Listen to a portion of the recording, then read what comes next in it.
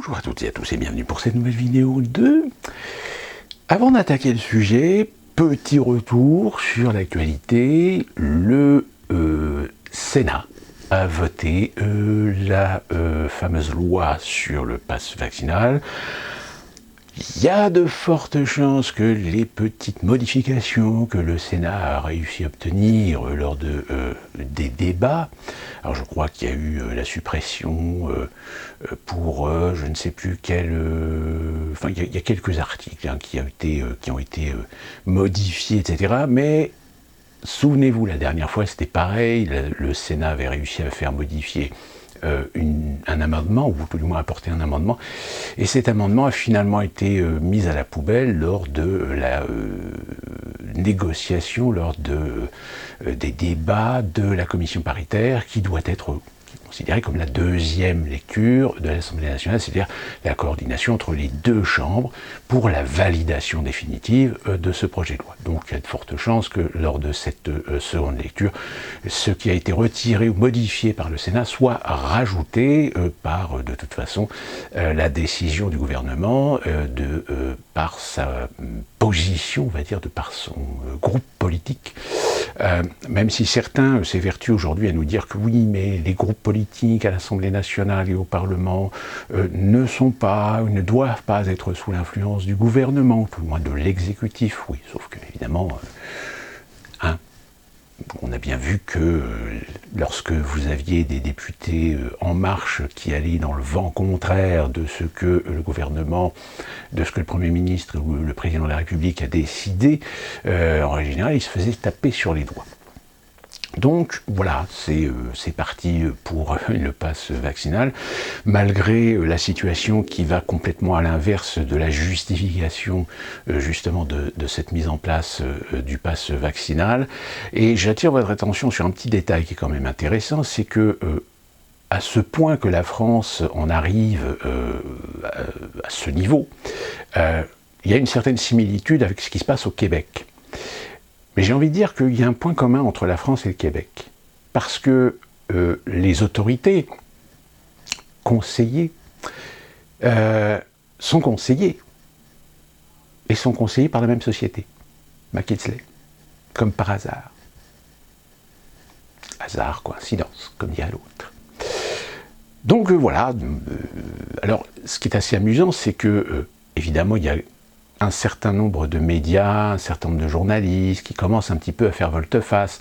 On voit chez Hanouna, par exemple, commence à voir émerger chez les chroniqueurs des discours un peu discordants, on va dire. C'est-à-dire que, voilà, nous on a été des gentils toutous, on s'est fait vacciner, etc. Force est de constater que le Micron, les contaminations continuent à augmenter. Sauf que le problème, c'est que les chiffres en hospitalisation et en réanimation ne suivent pas en proportionnalité, parce qu'attention, le gouvernement joue énormément sur la saturation des services, mais on en a déjà parlé, le problème des services, le problème des lits, le nombre de lits. C'est facile, si vous avez un service de réanimation où il n'y a plus que 5 lits, et forcément, si vous avez sur une proportion de 200, 300 ou 400 contaminations par jour, il y a une proportion de gens, en effet, qui vont choper le Covid, ou un mauvais Covid, ou une forme grave de Covid, donc forcément, vos 5 lits en réanimation, ils vont très rapidement être dépassés. Logique, c'est mathématique, comme dirait l'autre. Donc voilà, et d'ailleurs il y a Boutry qui a fait référence dans son intervention, je crois récemment chez Hanouna, qui disait qu'il avait l'un de ses collègues qui disait que aux États-Unis et plus particulièrement dans les États du Sud, le Covid on n'en parle quasiment plus. Je confirme, en effet, le Covid on n'en parle quasiment plus. Les contaminations en effet continuent, mais c'est-à-dire qu'aujourd'hui, dans le sud des États-Unis, on considère le Covid comme une grippe. C'est-à-dire que malheureusement, vous pouvez choper le Covid, vous pouvez tomber malade, etc. Je peux vous dire que dans mon boulot actuellement, il y a déjà, en l'espace de 3 semaines, il y a 3 ou 4 personnes, je crois, qui ont chopé le Covid. Ils ont chopé le Covid, pourquoi? Parce qu'ils se sont fait tester. Et pourquoi ils se sont fait tester? Tout simplement parce qu'ils ne sont pas vaccinés. Donc, alors, ça va, ils sont en bonne santé, ils ont juste une petite... il y en a 2 qui qui ont des petits symptômes, etc., mais qui sont en train de se faire soigner, etc., donc il n'y a pas de danger. Donc, mais voilà, je veux dire, en réalité, je peux vous dire qu'aux États-Unis, en fait, le discours global au sein de la population, c'est, bon voilà, on sait ce que ça vaut, on sait ce qu'on risque, bah, on assume. Voilà, c'est-à-dire que j'ai envie de dire qu'aux États-Unis, eh bien, ce qui est en train de primer, finalement, c'est l'immunité collective qui est en train de fonctionner. Alors oui, ça peut paraître un petit peu, pas forcément très équitable pour les gens qui font partie des gens avec des faiblesses ou des trucs comme ça. Mais j'ai envie de dire, le problème c'est que à chaque fois qu'il y a des épidémies, que ce soit la grippe, hein, pour la plus connue, mais il y en a d'autres qui parfois sont arrivées dans nos pays occidentaux, ben malheureusement il y a une sélection naturelle. Excusez-moi du peu, c'est peut-être que ça peut choquer les âmes sensibles, mais cette sélection naturelle, malheureusement, c'est que si vous avez des pathologies très fragiles, si vous avez des comorbidités, etc., ben, si vous n'êtes pas alerté, si vous n'êtes pas sensible, si vous ne faites pas attention, parce qu'il y en a, hein, c'est pareil, hein, vous avez des gens, vous leur dites que, attention, vous avez un problème de santé grave, etc., donc soyez prudents, mais qui sont tellement infantilisés que de toute façon, ils ne font pas attention, et donc ils aggravent leur cas, ils aggravent leur situation, et là, évidemment, ils prennent le risque d'y rester. Donc voilà, vous voyez, c'est un ensemble de choses, mais ça, malheureusement, quand vous avez des cabinets de conseil comme McKinsey, qui conseillent le gouvernement, eux, ils font de la généralité, eux, ils font de la politique globale. Donc forcément, dans les politiques globales, c'est, bah tiens, on va en profiter, bah allez, tout le monde doit se vacciner, tant pis s'il y en a, ça ne sert à rien, tant pis s'il y en a qui se font vacciner et qui chopent le Covid quand même, tant pis s'il y en a qui sont vaccinés, qui chopent le Covid, mais qui développent une forme grave. On s'en fout de savoir si après, on nous posait la question, mais pourquoi vous m'avez fait vacciner si de toute façon, votre vaccin, finalement, il ne protège pas contre le Covid, que même, à la limite, suivant les pathologies, suivant les personnes, il ne va pas leur protéger, pas plus que ça, une forme grave. Donc finalement, on en revient à ce fameux vaccin qui n'a pas un taux d'efficacité comme celui qu'on nous a annoncé selon les tests des labos. Vous savez, ce fameux argument que Facebook, Twitter, YouTube, etc. vous rappellent, hein, attention, les vaccins sont efficaces, ils ont été testés en labo, etc. Oui, la preuve, c'est que aujourd'hui, on a des chiffres qui corroborent l'argument de dire non, il n'est pas efficace pour protéger contre le Covid, il peut en effet aider à éviter une forme très grave de Covid symptomatique, mais à part ça, il n'est pas plus efficace, ou tout du moins il n'est pas aussi efficace que tout ce qu'on en a dit, que tout ce qu'on en a fait la promo pour pousser les gens à se vacciner. Donc forcément, de toute façon, je pense que dans les années à venir, suivant comment la situation politique va tourner, comment la situation sociale va tourner, je pense que de toute façon, il y en a qui vont forcément être mis devant leurs responsabilités tôt ou tard. C'est inévitable, sauf évidemment s'ils réussissent à nous mettre sous cloche, s'ils réussissent à prendre tous les leviers, tous les commandes, prendre le pouvoir et faire un coup d'État institutionnel pour nous imposer leur nouveau monde, hein, ce monde de surveillance. D'ailleurs, j'ai vu récemment une proposition, ou tout du moins, ça commence déjà à mettre certains jalons pour, vous savez, je vous ai parlé de l'individuel, enfin de la numérisation des données individuelles. Là, il semble que ça y est, ça commence un petit peu à se pousser au portillon pour éventuellement le moment où les États vont commencer à faire des appels d'offres dans le cadre de développement justement de ces systèmes.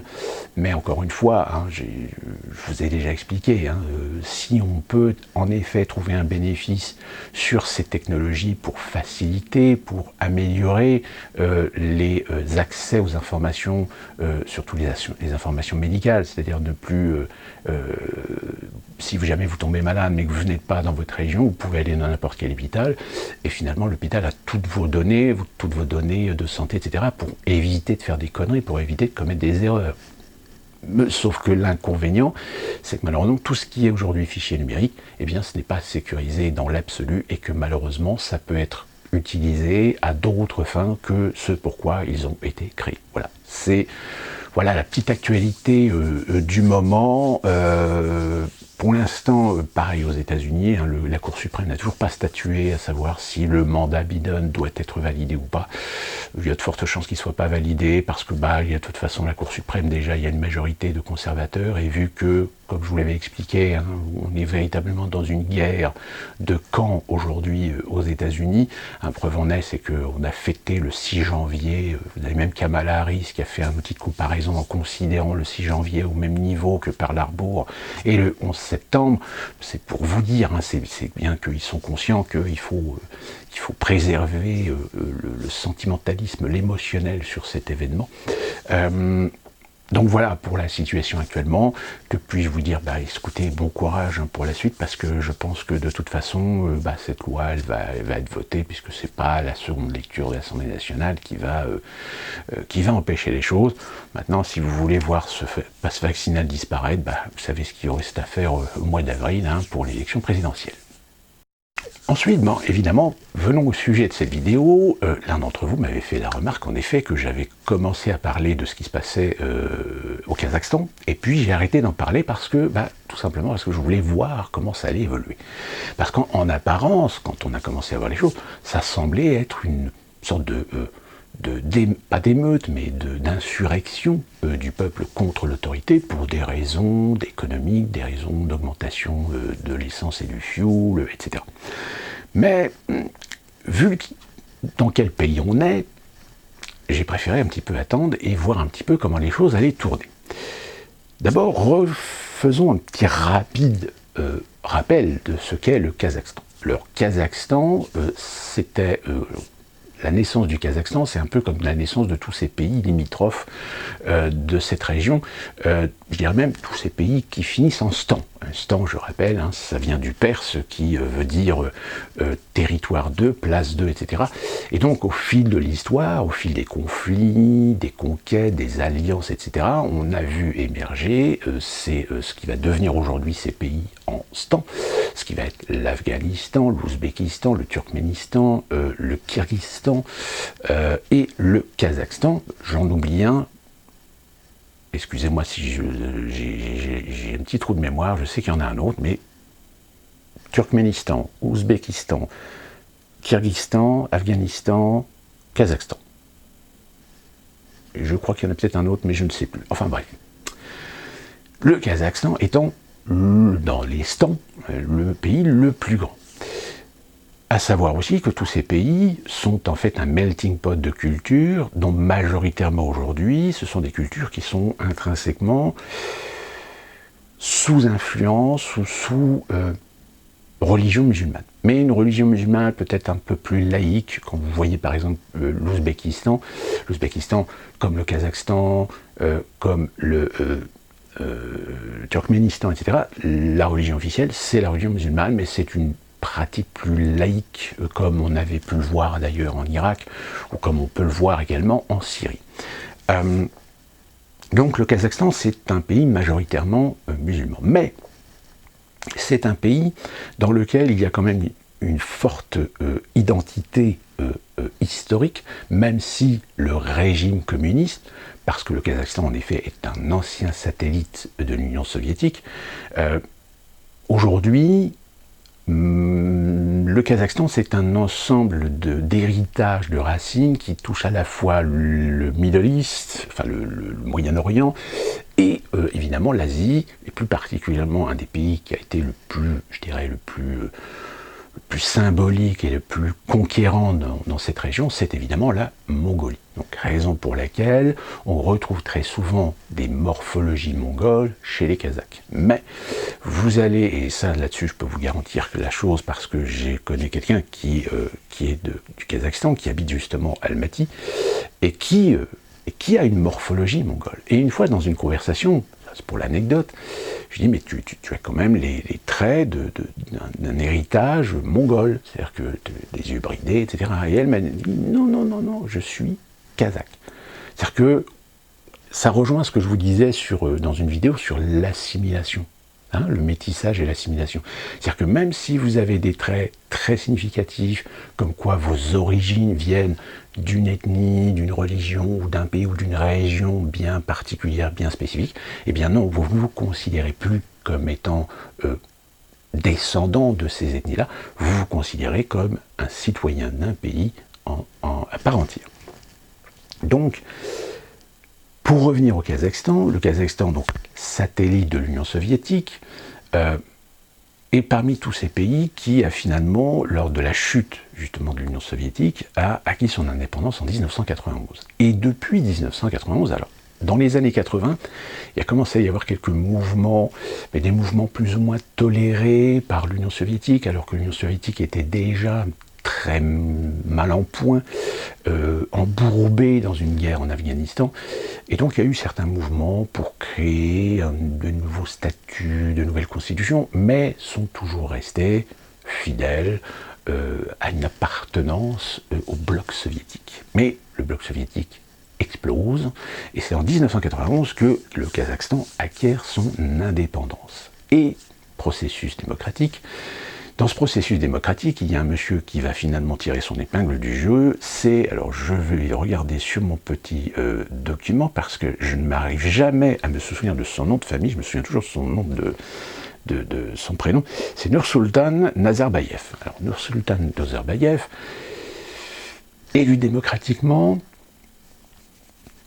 mais dans ce qu'on pourrait qualifier un petit peu de ces démocratie fantoche. Il faut savoir que le Kazakhstan, c'est une démocratie autonome, indépendante et laïque. Elle se définit ainsi, même si l'islam, la religion musulmane, est une religion reconnue. Et Nazarbayev, il va tout simplement avoir, le soutien des oligarques, et du fait va maintenir entre ses mains les différents leviers du pouvoir. Et ce qui va lui permettre à chaque élection finalement d'être élu. Donc Nazarbayev va détenir le pouvoir pendant plus de 20 ans, un petit peu plus de 20 ans maintenant, puisque ce n'est que il y a quelques années où il a finalement cédé sa place. Mais c'était des régimes, je dirais c'était un régime qui a permis justement le développement quand même du pays sur le plan économique, et surtout à la fois grâce au développement de la région, mais aussi à des relations avec le partenaire russe qui se sont améliorées évidemment à partir des années 2000 lorsque Poutine est arrivé au pouvoir. Sauf que depuis quelques années, donc là je parle aujourd'hui, depuis quelques années, la nouvelle politique du nouveau homme fort du Kazakhstan s'est mis en route quelque chose de particulier et qui ouvre une autre perspective très intéressante pour mieux comprendre la situation actuelle. La raison, aujourd'hui, qui peut expliquer ce qui est en train de se passer au Kazakhstan, c'est tout simplement suite à l'arrivée donc du nouvel homme fort du Kazakhstan. En 2019, Nazarbayev décide de ne pas se représenter à sa propre succession et présente plus ou moins un dauphin. Ce dauphin, il s'appelle Kasym-Jomart Tokayev. Et Kasym-Jomart Tokayev, je vais y arriver, et en 2019, eh bien, il accède au pouvoir. À partir de là, la situation géopolitique, évidemment, dans la région évolue. L'influence de la Chine est de plus en plus pressante, la Russie essaie de préserver ce que l'on pourrait appeler sa zone d'influence, et dans cette zone d'influence, eh bien, la Russie va créer ce qu'on appelle l'OTSC, qui est l'Organisation du Traité de Sécurité Commune, essentiellement signé avec des anciens satellites de l'Union soviétique, mais pour lesquels ces pays, l'Union soviétique, ou tout du moins la Russie, est un partenaire économique essentiel. Sauf que, depuis l'arrivée de Tokayev a engagé un processus de réforme qui va consister tout simplement, en partie sur le plan économique, à de la libéralisation. C'est-à-dire que vous avez au Kazakhstan un certain nombre de sociétés, un certain nombre de compagnies qui ont des parts qui appartiennent à l'État. Et plus particulièrement, comme on peut l'entendre, vous avez une grosse société, par exemple, qui est détentrice d'un certain nombre de monopoles sur les transports, sur l'exploitation des ressources, etc., qui est entièrement possédée par l'État. Or, Tokayev a décidé de libéraliser tout ça, c'est-à-dire d'ouvrir les capitaux, d'ouvrir au privé. Donc déjà, vous voyez où se pose le problème. Pourquoi? Tout simplement parce que un certain nombre de banques, de sociétés d'investissement de finances qui se sont proposées d'investir au Kazakhstan sont évidemment des sociétés occidentales. Donc forcément, ça ne plaît pas trop à la Russie. Ça ne plaît pas trop à la Russie parce que la Russie veut préserver son influence sur le Kazakhstan et garder une bonne entente, on va dire, tant sur le plan politique qu'économique, avec ce partenaire incontournable. Sauf que le fait de voir arriver des intérêts occidentaux peut éventuellement remettre en question pas mal de choses. Donc un détail qui n'est pas négligeable. Je le rappelle, le cosmodrome russe Baïkonour se trouve au Kazakhstan. Et l'appartenance à la Russie de cette zone, de ce territoire, fait partie de l'accord, plus ou moins conciliant, de partenariat avec le Kazakhstan. Et donc, tout d'un coup, quand on voit émerger une insurrection populaire qui, comme vous avez certainement pu le voir, pour les rares médias qui en ont fait état, ça a commencé un petit peu à déraper. Vous avez des bâtiments officiels qui ont été incendiés, etc. À partir de là, Takayev demande une aide de la Russie pour mater l'insurrection. Sauf que le problème, c'est que quelle est la légitimité de la Russie de pouvoir intervenir au Kazakhstan, si ce n'est sur demande d'un président plus ou moins contesté par le peuple, ce qui politiquement est difficile. Sauf que Takayev va faire quelque chose que je ne sais plus quel pays, je crois que c'était l'Azerbaïdjan, qui avait essayé, je ne sais plus si c'est l'Azerbaïdjan, enfin bref, c'était un des pays de ce fameux accord OTSC, mais la Russie avait refusé d'intervenir parce qu'elle estimait que l'agression n'était pas de l'extérieur, mais était bien un problème interne. Et là, vous allez me dire, ben oui, mais au Kazakhstan, c'est pareil, c'est un problème interne.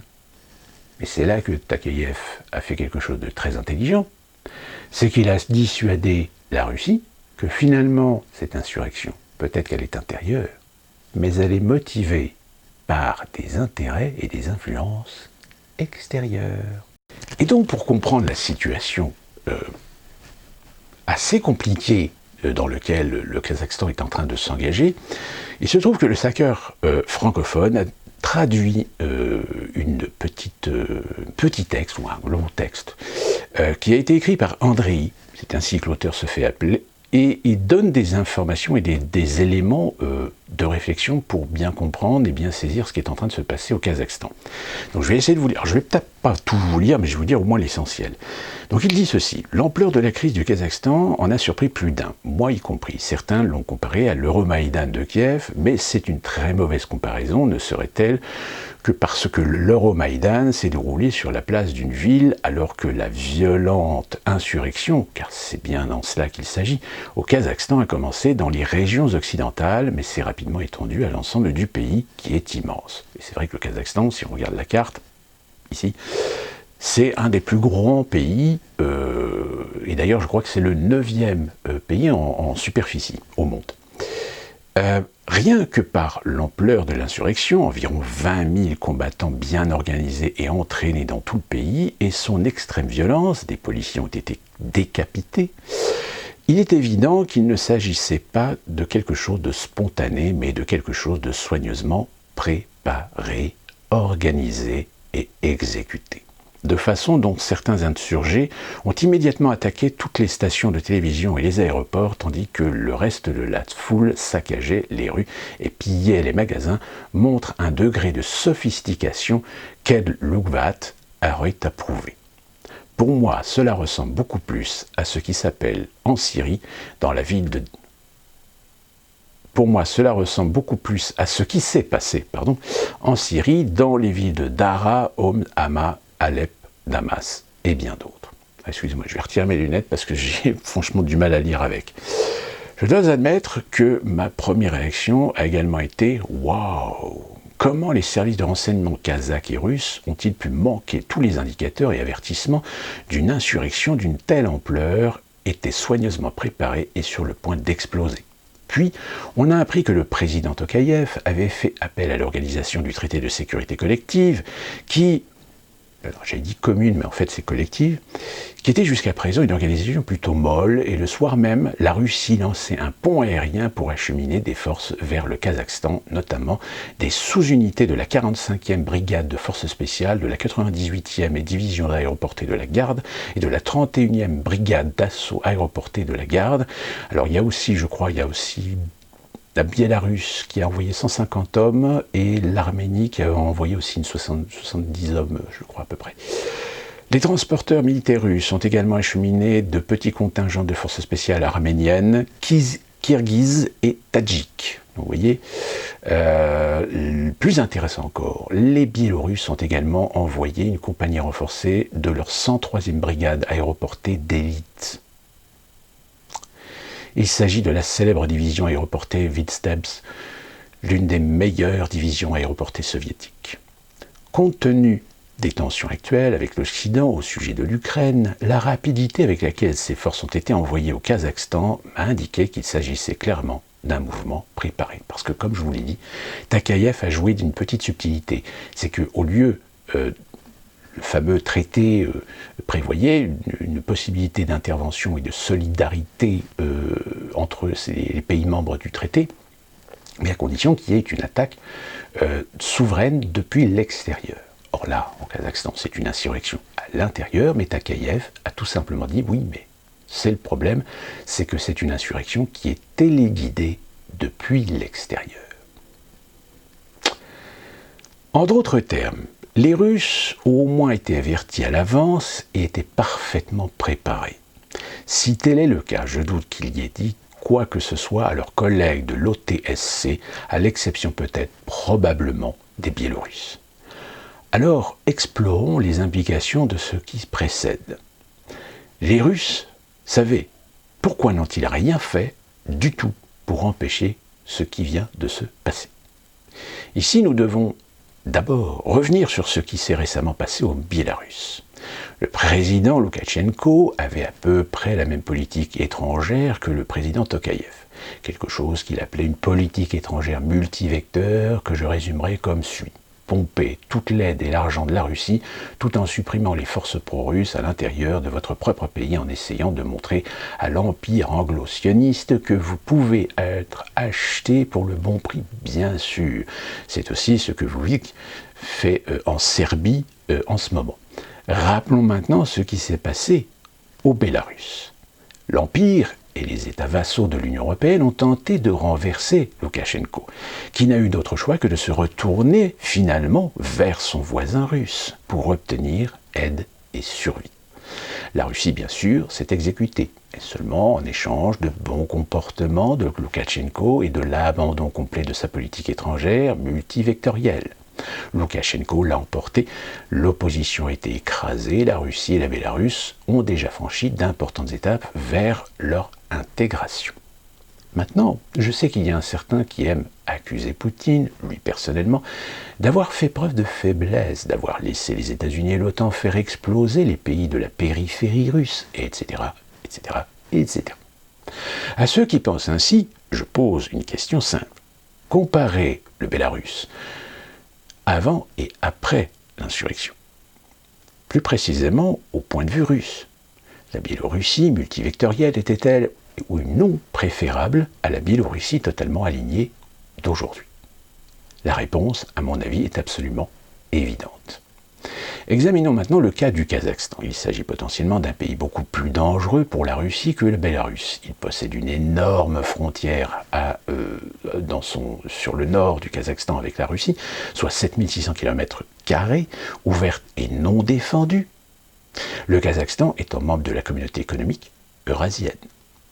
Un puissant réseau clandestin pan-turc soutenu par la Turquie, un réseau clandestin Takfiri tout aussi puissant, soutenu par divers acteurs non étatiques et même étatiques de la région, des tensions ethniques entre Kazakhs et la minorité russe et des liens sécuritaires très importants avec la Russie, la prise de contrôle du Bélarus par l'Empire aurait été très mauvaise. Mais la prise de contrôle du Kazakhstan par l'Empire aurait été encore bien pire. Pourtant, comme conséquence directe, et à mon avis prévisible, de l'insurrection, Tokayev sait maintenant que son sort dépend de la Russie, tout comme celui de Loukachenko. Est-ce un mauvais ou un bon résultat pour le Kremlin? Je vais ajouter un autre nom à la liste, l'Arménien Pachinian, qui était un russophobe notoire jusqu'à l'attaque de l'Azérie et qui n'a eu d'autre choix que de se tourner vers la Russie pour obtenir de l'aide et franchement pour survivre.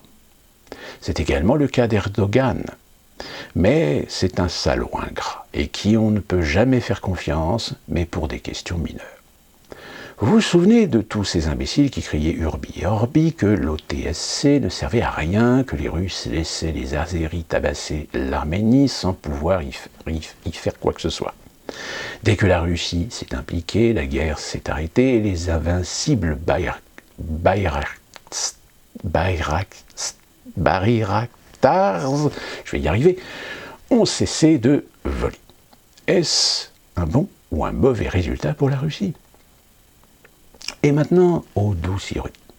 Le même Pachinian se trouve être chef officiel de l'OTSC, du genre Stoltenberg, en réalité un porte-parole officiel sans réelle autorité. Et il a dû ordonner, annoncer en réalité, l'opération de l'OTSC au Kazakhstan. Nous avons donc Loukachenko, Pachinian et maintenant Tokayev sous d'anciens politiciens multivecteurs qui supplient la Russie de les aider et obtiennent cette aide, mais au prix politique et évident de l'abandon de leurs anciennes politiques multivecteurs. Et donc, comprenons bien, ouverture à des intérêts occidentaux. Je ne sais pas ce que vous en pensez, mais pour moi, c'est un triomphe pour la Russie. Sans aucune intervention militaire ou invasion, avec laquelle les infantiles de l'Ouest qui regardent trop la télévision s'effraient la nuit, Poutine a craqué 3 multivectorismes notoires et les a fait devenir des partenaires gentils, loyaux et très reconnaissants. Là, je mettrai une petite aparté. Finalement, Poutine a réussi là où il a échoué avec l'Ukraine. Puisque là, l'Ukraine, les Occidentaux ont quand même foutu leur grain de sel de façon beaucoup plus accentuée, si bien que ça a foutu un sacré bordel. Et puis l'Ukraine, il faut savoir quand même qu'il y a quand même un certain différent historique, culturel, de racines ethniques avec les Russes, qui fait que ça n'a pas arrangé la situation. L'impact de ce qui vient de se passer au Kazakhstan se répercutera dans toute l'Asie centrale.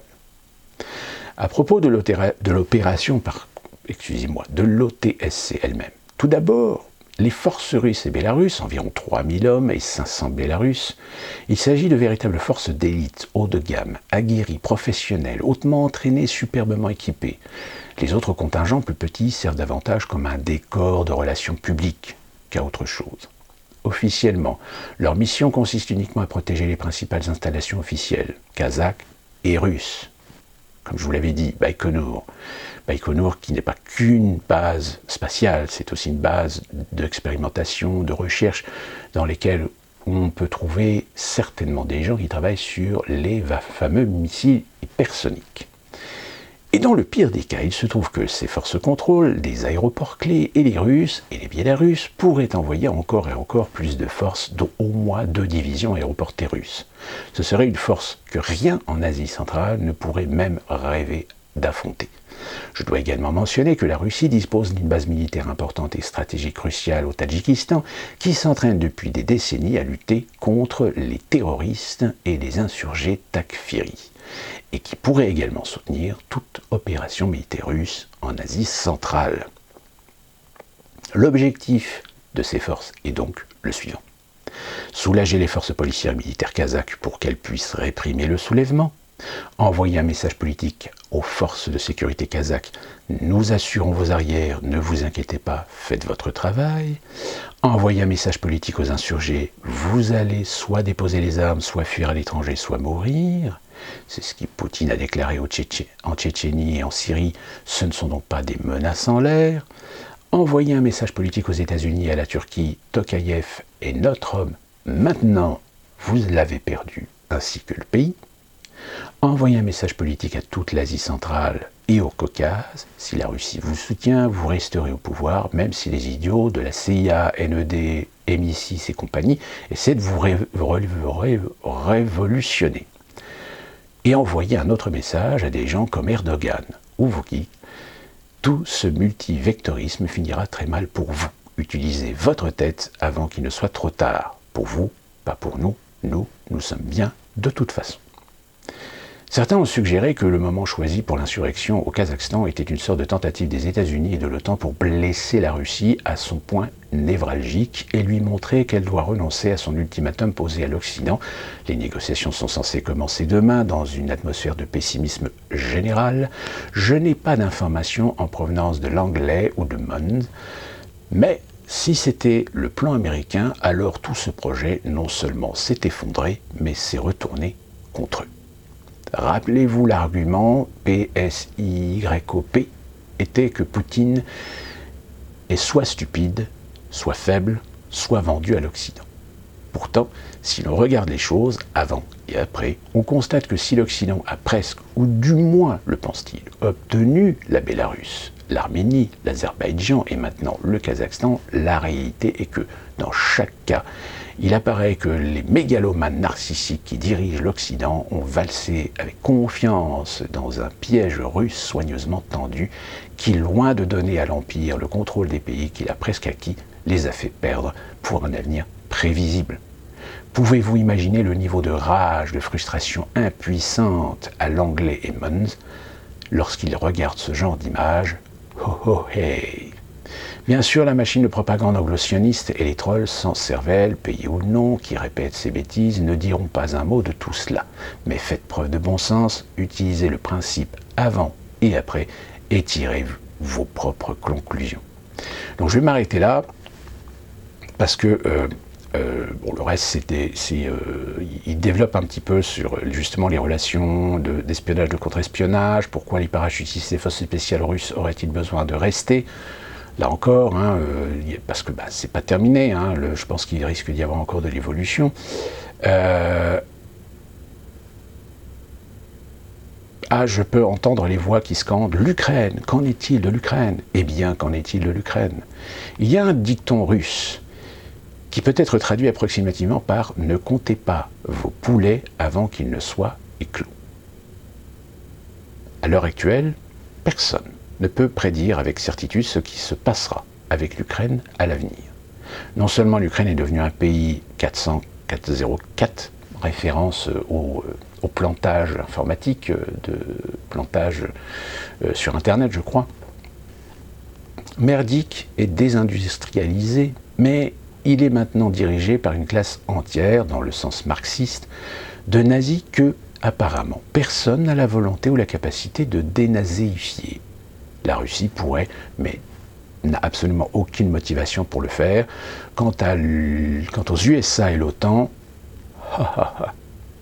même si la Russie et les États-Unis acceptent une sorte de statut de neutralité pour l'Ukraine, cela n'éliminera pas un seul nazi au pouvoir, et au contraire, cela créera des conditions d'un éclatement encore plus grand du pays, ce qui, à mon avis, finira par arriver de toute façon, mais très lentement et très très douloureusement. Là, évidemment, on fait référence à l'impasse qu'il y a entre les insurrections et les dissidences de l'Est, qu'on appelle le Donbass, qui sont les républiques de Lugansk et de Donetsk, la perte de la Crimée, que les Occidentaux ne reconnaissent toujours pas comme étant maintenant partie intégrante de la Russie.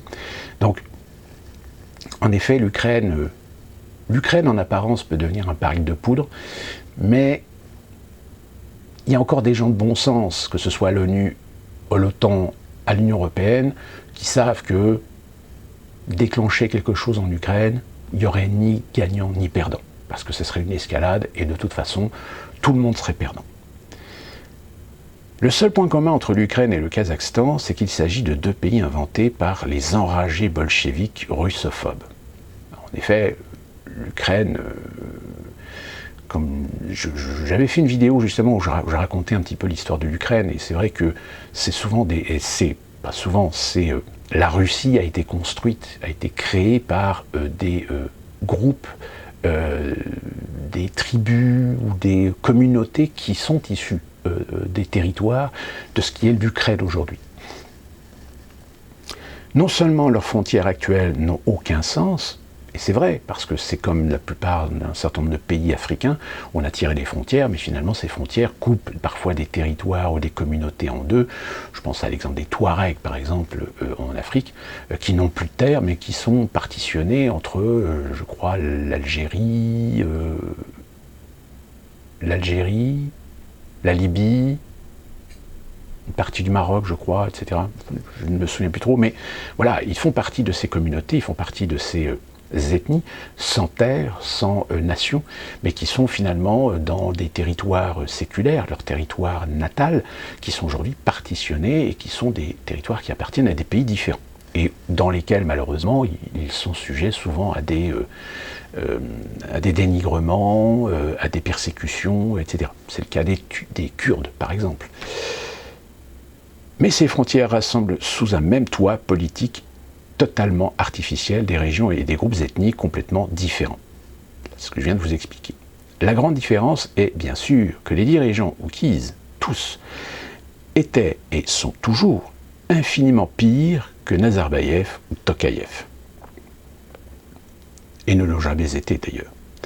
De plus, le nationalisme ukrainien est le plus haineux et le plus dément de la planète. On ne peut les comparer qu'aux Zenterawern Hutus du Rwanda. Oui, il y a bien une tendance nationaliste dans la société kazakh, amoureuse, nourrie, alimentée par l'Occident pendant des décennies, mais en comparaison avec l'ukro-nazi, ce sont des humanitaires de la voie douce et mentalement sains. D'après mon expérience personnelle et donc subjective, les Kazakhs et les Russes s'entendent beaucoup mieux que les Ukrainiens et les Russes. C'est ce que je vous expliquais un peu, et parfois même un petit peu alimenté par les Occidentaux. Et enfin, ce n'est pas le moins important, il faudra des décennies pour désanéifier l'Ukraine, et Dieu seul sait qui voudra et pourra le faire, certainement pas la Russie, alors que les insurgés kazakhs sont déjà morts, et un grand nombre, plusieurs milliers selon certains témoignages, par les forces de sécurité kazakhes. Quant aux oligarques kazakhs et aux fonctionnaires qui les ont aidés, ils sont soit morts, soit en prison, soit déjà à l'étranger. C'est-à-dire tous ces oligarques qui en veulent plus, qui veulent plus de pouvoir et qui ne se contentent plus de soutenir des hommes forts, des politiques ou des régimes, et qui se tournent de plus en plus, ou qui sont parfois de plus en plus séduits par les Occidentaux, eh bien, souvent on les retrouve derrière un certain nombre de mouvements, de contestation, d'organisation, d'ONG, etc., pour déstabiliser des régimes, pour ouvrir les portes à l'ultralibéralisme occidental. Donc n'oublions pas la Chine, c'est un acteur très important, ou au Kazakhstan. Et à certains niveaux, la Chine et la Russie sont des concurrents économiques et même politiques au Kazakhstan, mais la Chine ne peut absolument et catégoriquement pas permettre que le Kazakhstan soit pris en charge par les États-Unis et l'OTAN. Et donc là, forcément, la Chine et la Russie ont un intérêt commun à ne pas voir le Kazakhstan basculer avec des influences occidentales. Logique. Les Chinois n'ont pas encore fait jouer leurs muscles militaires, mais ils pourraient le faire et vous pouvez être sûr qu'ils le feront, parce que jouer de leur immense pouvoir économique dans la région, ça serait sortir évidemment de leurs intérêts et d'affirmer et de s'affirmer aux yeux de l'Occident, de dire nous, nos alliés, c'est cela, pas vous. Vous essayez de foutre le bordel dans l'Asie pour vos intérêts. Nous, pas d'accord. Alors, ainsi que la pauvre Ukraine et la Pologne, pour voisines, le Kazakhstan et à la Russie et à la Chine, qui sont absolument déterminés à ne permettre en aucune force hostile, anti-chinoise ou anti-russe, ce sont les mêmes forces, de révolutionner des pays tels que le Kazakhstan, et d'en faire le genre de trou à cauchemardesque dans lequel l'Empire a transformé tant de pays, de l'Union européenne occupée par les États-Unis à l'Ukraine occupée par les nazis, avant de se perdre quand même.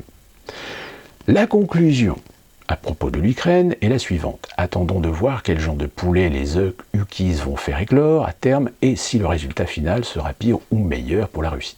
Et par résultat, je ne fais pas référence aux déclarations fracassantes des politiciens occidentaux et des têtes parlantes de la boîte à idiots, mais aux résultats réels qui, dans ce genre de situation, peuvent prendre des mois, voire des années, avant de devenir pleinement apparents.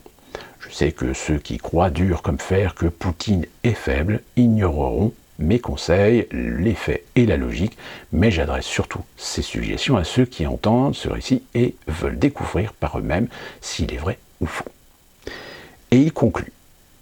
Ce qui vient de se passer au Kazakhstan était à la fois une insurrection à la grande échelle déclenchée sans doute par des forces extérieures, sans les nommer, la CIA américaine et le MI6 britannique pour le compte de l'Europe et certainement d'autres intérêts issus de l'Union européenne.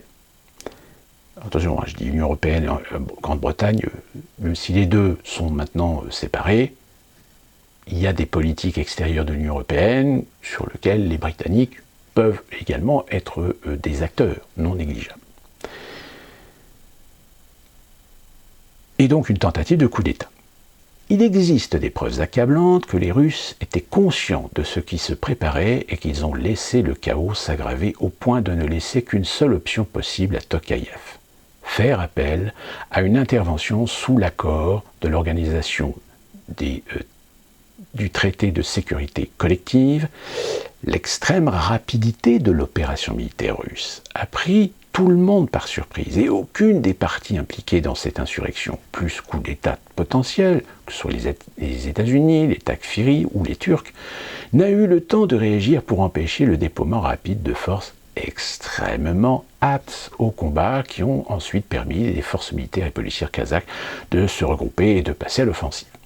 Le fait que Pachinian ait ordonné cette opération de l'OTSC était une belle cerise sur le gâteau karmique.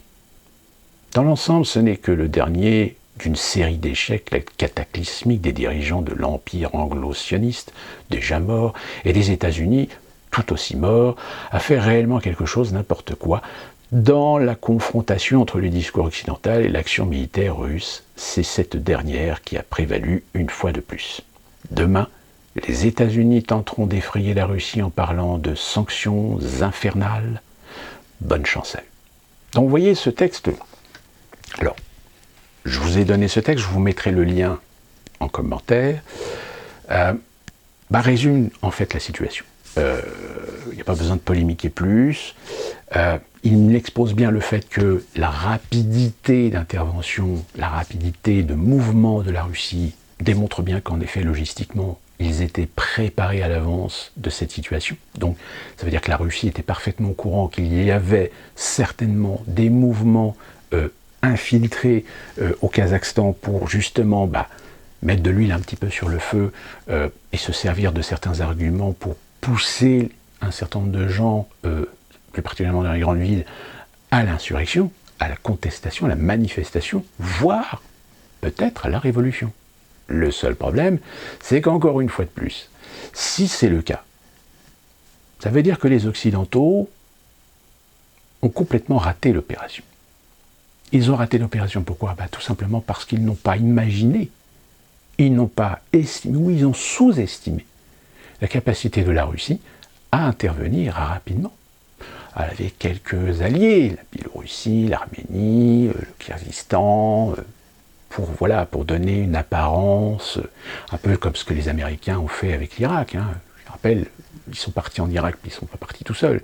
Ils ont créé une coalition avec un certain nombre de pays qui ont fourni des hommes ou du matériel très désuet, mais c'était juste pour l'apparence, juste pour le décorum, pour dire voilà, ce n'est pas une invasion de la Russie, du Kazakhstan, c'est une opération sous le coup et sous l'autorité d'un traité qui est celui de l'OTSC, tout simplement.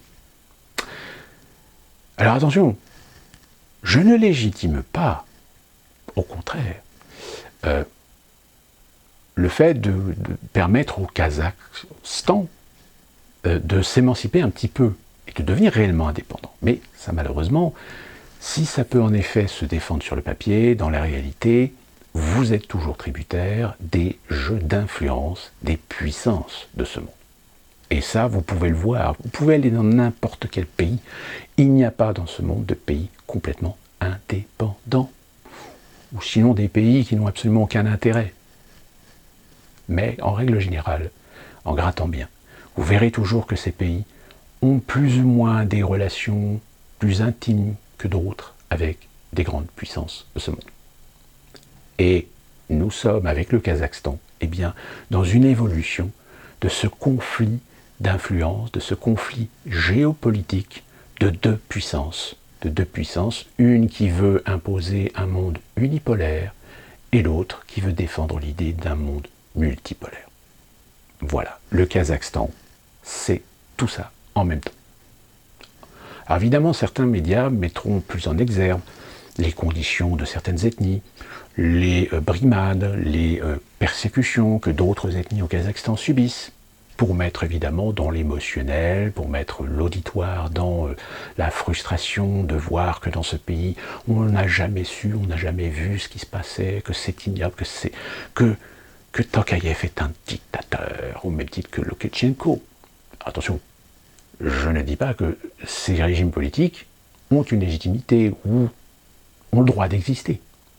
Et ils existent en tant que tels parce qu'il y a cette situation géopolitique qui fait que dans les jeux d'influence, il faut savoir jouer de par les situations, les contextes, les régions, dans leur spécificité, dans leur culture, dans leur religion. Parce qu'évidemment, vous ne pouvez pas manipuler un pays comme la France, qui est un pays unique, un peuple indivisible, et des pays où vous avez des autonomies, des reconnaissances de différentes ethnies, dont certaines d'entre elles, parfois, se fritent. Il suffit de voir l'ex-Yougoslavie, ce qu'elle est devenue, et de voir un petit peu la situation aujourd'hui de ce qui se passe. Il suffit de voir la Turquie. La Turquie, avec Erdogan, qui de toute façon ne démordra pas de son ambition de vouloir construire son grand califat. En opposition avec évidemment l'Arabie Saoudite, qui elle aussi veut pouvoir construire son grand califat.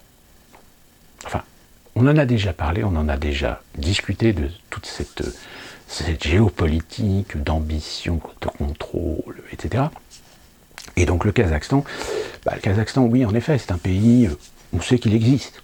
Bon, peut-être que la plupart d'entre vous auraient été incapables de le mettre sur une carte. Moi, j'ai eu cette chance d'avoir des contacts avec des Kazakhs qui ont pu me raconter un petit peu comment ce pays fonctionnait, etc. Où la plupart des populations, ou tout au moins le pays, si vous voulez, c'est un peu comme tous ses voisins d'ailleurs. C'est des pays où il y a eu des développements, économiques, il y a eu des développements industriels, etc., mais qui ont toujours été concentrés aux mêmes endroits, c'est-à-dire les grandes villes. Souvenez-vous, peut-être que vous avez vu passer ces photos des années 60, 70 pas du Kazakhstan, mais de l'Afghanistan, et vous avez vu des photos de jeunes femmes, de jeunes hommes, etc., occidentalisés, etc., qui portaient pas de voile, etc.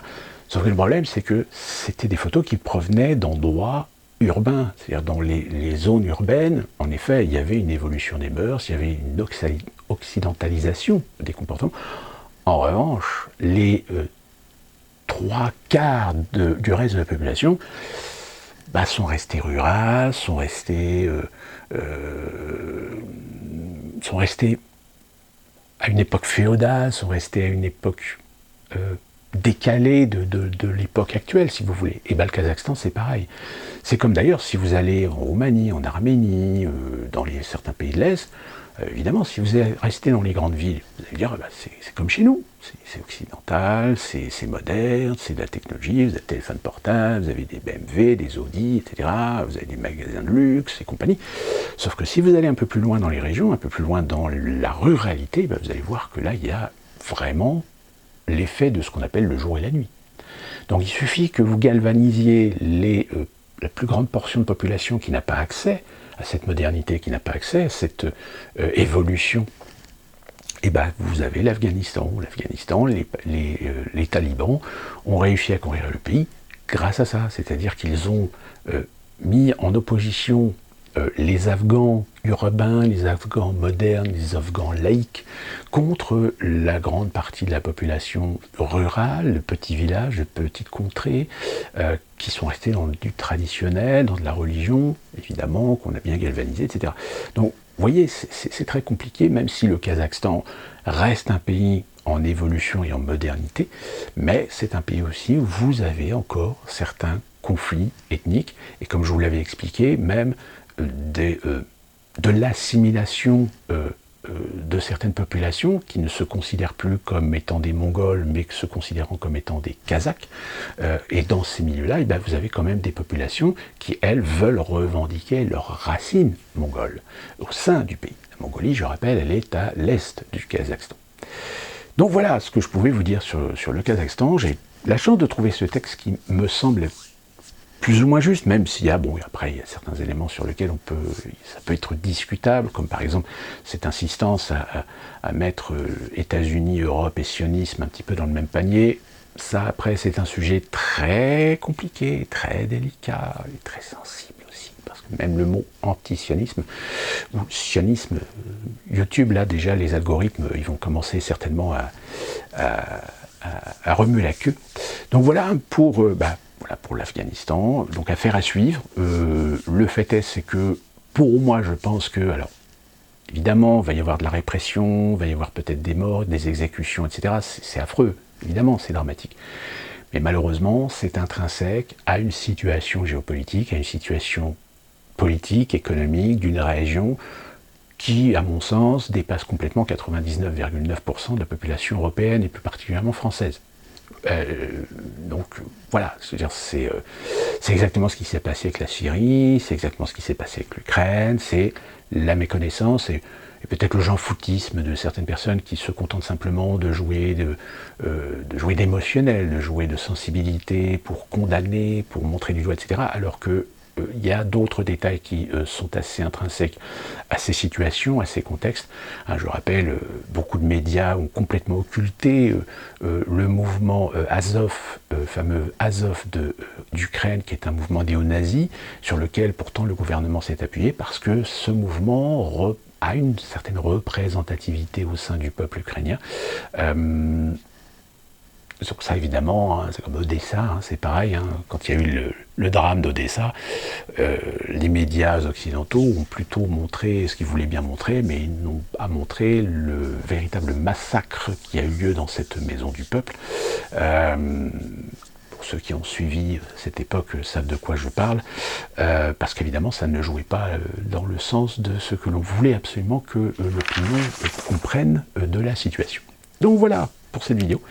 D'ici là, on se retrouve pour une prochaine vidéo. Je vous souhaite bon courage. N'oubliez pas le masque à l'extérieur. Et on se retrouve très prochainement pour une nouvelle vidéo. Et d'ici là, portez-vous bien.